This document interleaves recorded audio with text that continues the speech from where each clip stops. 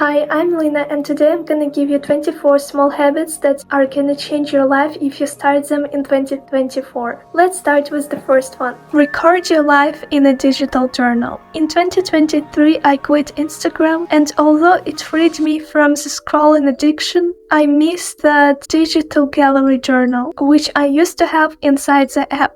Now I had all my memories in my gallery app, which is not fun at all. I also tried lots of different journals, both on paper, on my iPad, in Notion, and whatnot. But nothing seemed to work out. Lo and behold, just a few days ago, Apple released a new app called Journal, where you can write, answer journaling prompts, or as they call it, reflections, save your favorite photos and videos as memories, and even record audios. This simple and yet powerful approach to journaling will definitely stick with me. By the way, what do you think about the new app Journal? Exercise daily. You don't have to lift heavy weights every single day. In fact, doing sport every other day also counts. But I found that for me, a little bit, but every day works much better. That's why I try to move my body in various ways, from walk outside to an acrobatics class with my friends, but every day.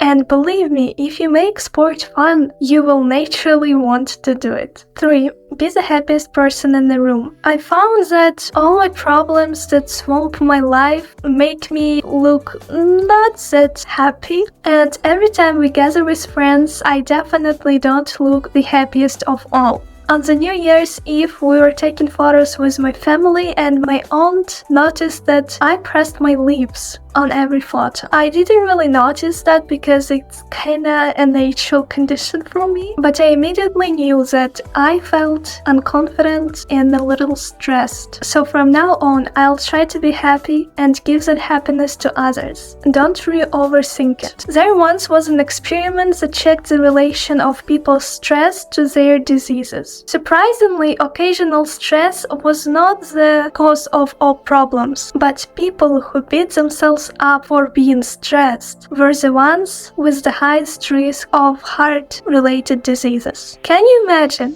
You stress and then you stress over your stress. Seems insane, but we all do it. I'm no exception. I used to be guilty for every candy I ate, for every negative thought I had, but that's not the right thing to do. So I encourage you to take on this challenge with me this year, and don't be overly guilty or worried about anything you've done, because it won't matter soon anyway, but your health matters. It's above all. Remember what group of people in the experiment were most likely to get ill. So if you can't avoid occasional stress, why feel guilty about it? Make 12 30-day challenges. Okay, not necessarily 12, but you get the point. Every month you need to focus on one thing you're working towards. It can relate to sport, nutrition, work, study, relationship, leisure, and whatnot. The only thing you need to do is to challenge yourself daily and track your progress. For me, January is the month of arm training because I wanna strengthen my arms, and also I'm aiming at my right split. Read daily, even if it's only one page. I personally prefer reading in bed, and the rule is really simple. Just start. Just open that book. Just read the first couple sentences. No one forces you to read 10 pages. Just read one. It's much better than nothing. Intentionally watch YouTube. I don't know why you watch YouTube, but I watch it to get knowledge.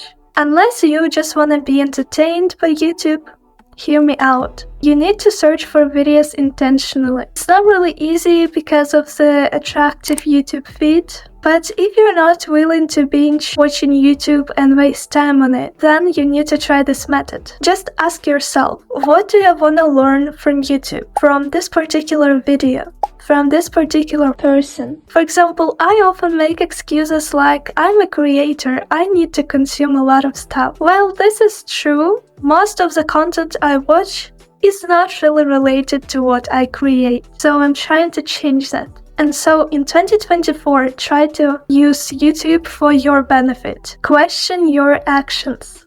Every action you take is a vote for a person you want to become. Every scrolling, every piece of cake, every workout are choices you should mindfully and consciously make because they make up your entire life and personality. This method of question every micro decision shouldn't scare you. In fact, it can help you break bad habits and build new good ones. How? Say you have a bad habit of scrolling social media and binging sweets, but you want to break both of them. Cold turkey is not an option. What you can do is every day choose 1 hour to mindfully spend your time on these activities. In this way, you start gaining control over your addictions and habits, rather than having them control you. Try it out for a while and you will see that your time is probably not worth those activities. Or you will at least know where your time is going. In the same way, when you struggle to implement the new habit of exercising, ask yourself,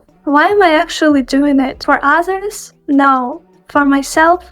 Absolutely. Why? Because I'm a healthy and, in my case, flexible person. Choose your actions for yourself. Because if you don't, others will choose for you. Prioritize getting around people who don't make your life mediocre. One of my biggest resolutions for 2024 is to get more sociable and make new friends. And my everyday actions, though quite small, slowly help me fulfill this goal. For example, rather than doing home workout, I will go to the acrobatics class with my friend. Even if I don't think I look great today or have a great outfit. These are all excuses that seem insignificant but move you further away from your long-term goals. Focus on growth, not comfort. On New Year's Eve, we went to my sister's home. She is 12 and right before New Year, she was making a card for her parents. I watched her as she was writing the wishes and one thing struck with me. She wrote, "I wish you comfort in the new year." I said nothing, but deeply inside, I realized how I disagreed with her. Personally, I never grow or become better while in comfort. Maybe that's only me, but the war in Ukraine where I live taught me not to seek comfort because it can be easily and quickly taken from you. On the other hand, growth in going towards your goals is invaluable. And when you push beyond your limits, you can overcome any obstacle in the future. Don't argue. Arguing is one of the most energy-sucking activities. Although being sociable and talkative is my goal, it's of course excluding negative talks like gossips or arguments. I would rather be silent and not support my friend's side than go drained out of the conversation. Proving my point never pays off because the best argument is never started argument. Write 3 daily wins.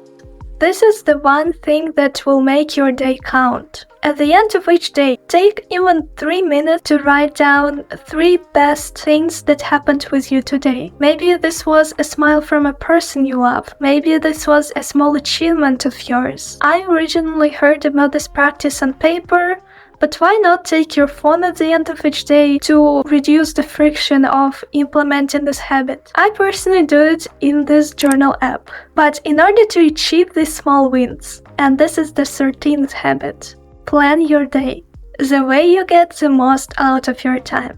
Unless you do something about your schedule and plan your time mindfully, you will not get more time in 2024. Actually, you might even have less time, but don't panic. You can manage your life and time well by planning your days the evening before. I won't tell you that I know the best method of planning because even I change them quite frequently depending on how busy I am, but my favorite method is time blocking. It's especially useful when you have lots of meetings and important events. And the second method I use on holidays or on school breaks. Then I usually have more time and it's not really important for me to schedule the specific times when I do certain activities, but I still need to get stuff done. That's why I write down 3 priorities, 3 tasks that are my non-negotiables for the next day. I make them visible by placing my notebook on my table. In the morning, I start by doing the first thing from this list, preferably the most important and time-consuming one, and I don't switch to the next one till I complete the first one. For example, today I have 3 most important tasks: workout, film this video, and film B-rolls. 14.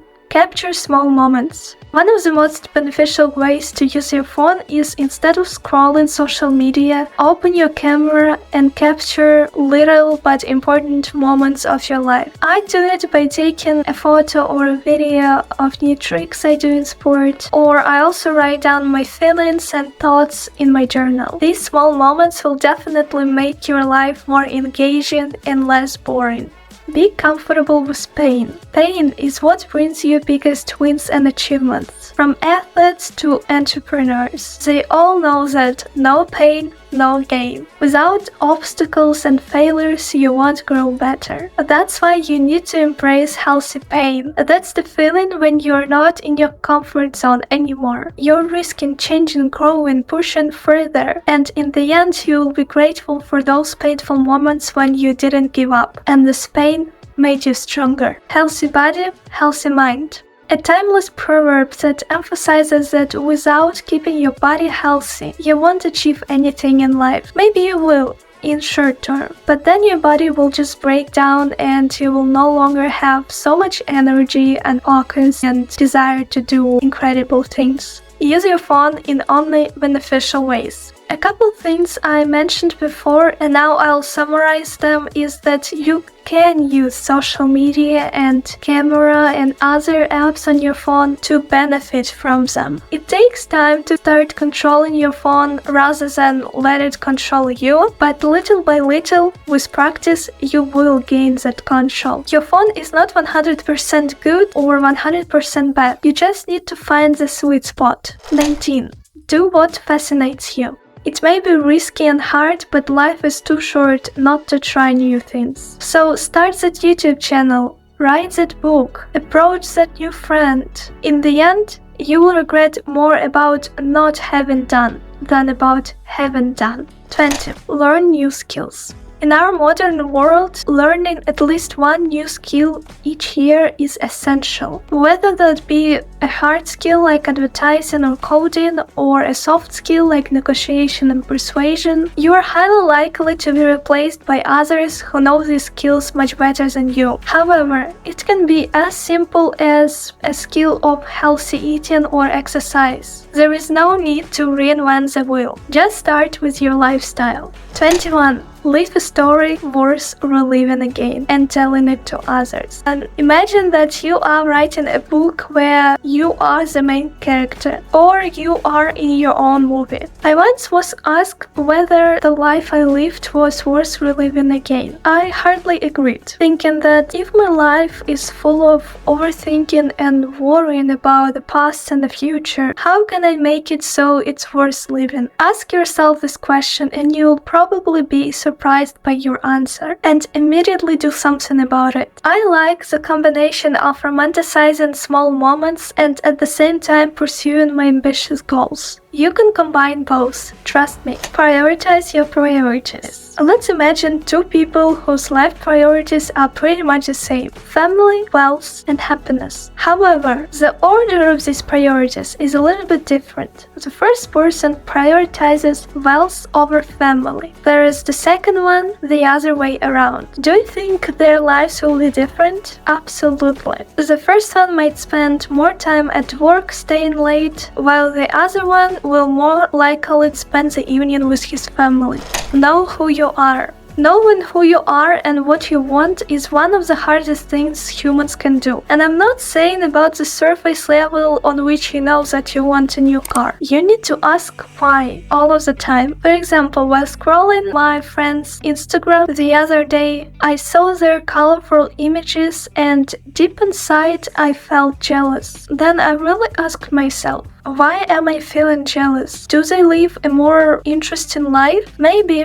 But is this life for me? No, I love other stuff. A simple example of this is I always wanted to have short, loose hair, as all social media photos seem to suggest that there is no better hairstyle. However, I tried it for myself and realized that I prefer to have completely different hairstyle in my life. Regularly overcome your fears. I know so many people, from kids to adults, who are so afraid to face their fears. Unless you try, you never know what you're capable of. Last year, I regularly faced my fears, which wasn't easy. But anyway, I started my YouTube channel, started tutoring English, and started going in for acrobatics in front of other, more experienced girls. Doing every of these activities put me in the risk of being laughed at. But I prefer to risk instead of living a mediocre life. But what do you choose? And I hope you have an amazing year. I'll see you in the next video.